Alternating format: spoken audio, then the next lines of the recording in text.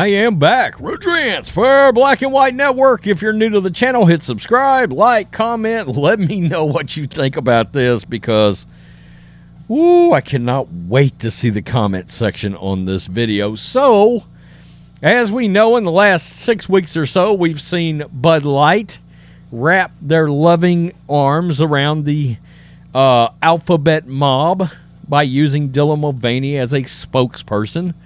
We have watched Target roll out tuck-friendly swimsuits and Satan pronoun designer shirts and a lot of alphabet merchandise that's targeting children to their stores. And as we all know, as we've chronicled on this channel, the backlash has been swift and hard, and it has cost both of those companies billions upon billions of dollars. Now, it's pretty amazing how many of these companies, and we've talked about this before, absolutely know their demographics. There's no way companies do not know who's buying their product, who's coming to their restaurants, their stores, who's buying their brands.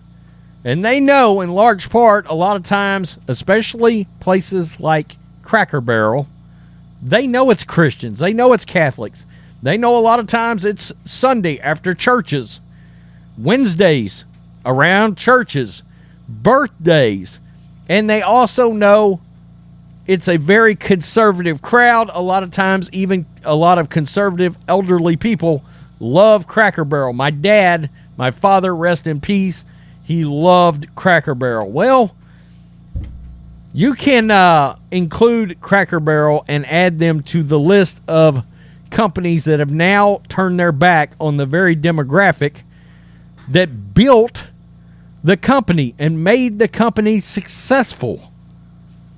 Now, to give you an idea, here in East Texas, for a long time, there was not a Cracker Barrel in the town that I live in. There was one about an hour drive west. And people would literally get in the car and drive an hour one way to go to Cracker Barrel before we actually got one in town.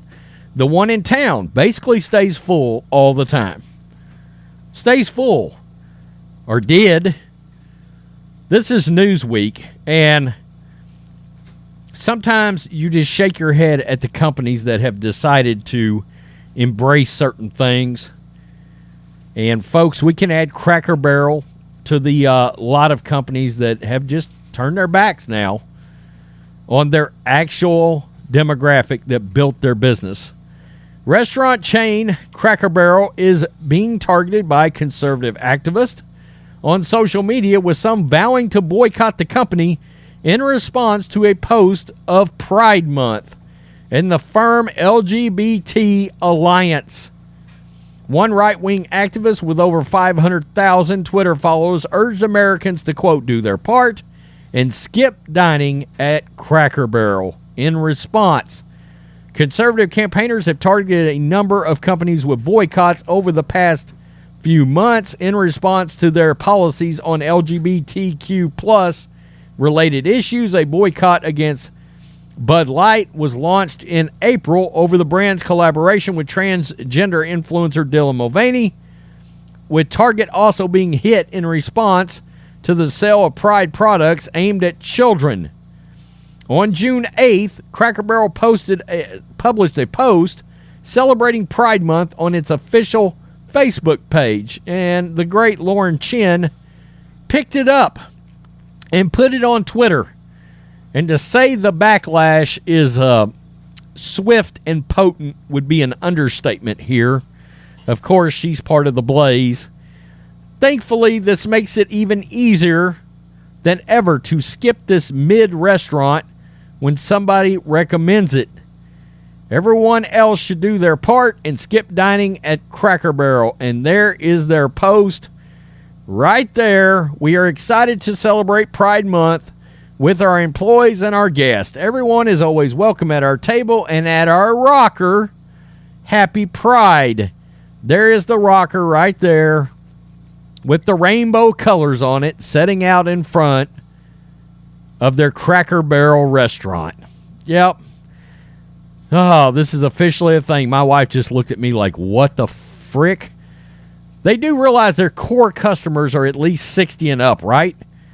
Who do they think they will impress? Wow. I was wondering the exact same thing. Wow, it's unbelievable. At Cracker Barrel supports the sexualization of kids. Absolutely disgusting.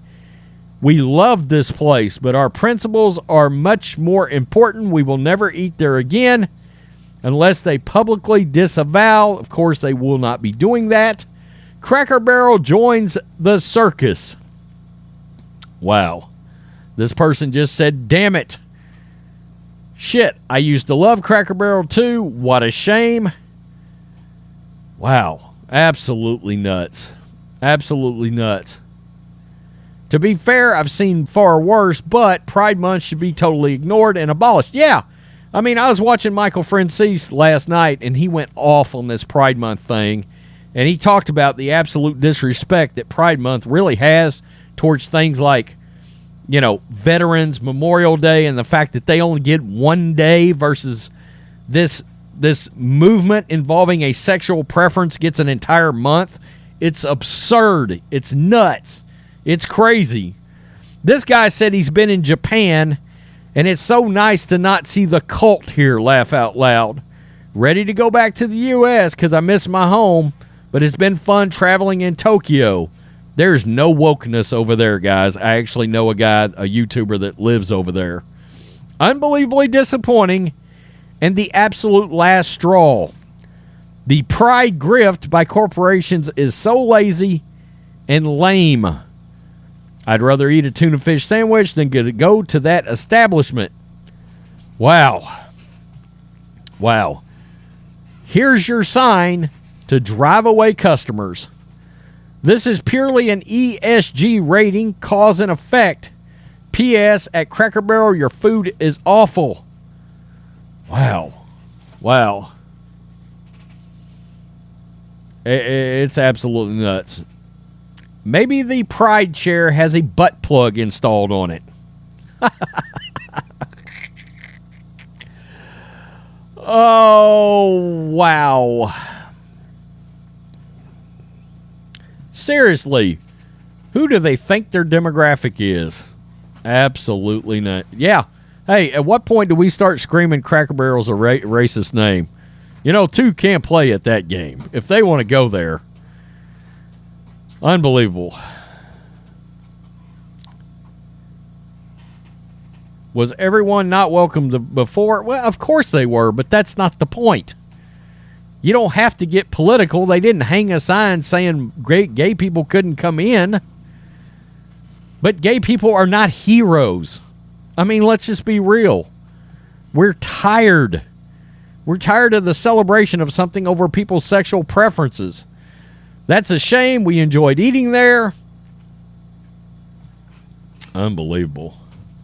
I can only vision Ma and Pa Kettle on a road trip, getting out of their Buick, strolling up to the steps, stopping and turning around.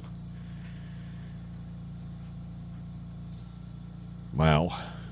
Absolutely crazy. I mean, it's just, their food sucks anyway. This is screaming like a Bud Light level gaffe. Yeah, I mean, this could turn out to be a literal nightmare for Cracker Barrel. And there's people getting called out for being triggered over this, and that, and the other. Look, my feeling is simple. Why get involved? Why get involved? Nobody was saying that gay people or members of the alphabet community weren't allowed to eat there, or weren't allowed to drink Bud Light to begin with, or weren't allowed to go into Target and shop. Nobody was doing that. But the point is, you make these sweeping statements publicly. Well, hold on now. You decided to get political here. You decided to elevate something that is, again, nothing more than people and their sexual preference. I don't need to know about it. I don't need to know Cracker Barrel's views on it. I don't need to know Bud Light's views on it. Stay out of politics and you've got nothing to worry about. They've chosen to jump head first into politics and, I mean, give a double middle finger straight to their demographic. And make no mistake, the large majority of people going to Cracker Barrel are going to be more conservative people. It's amazing. It's amazing what these companies are listening to at this point.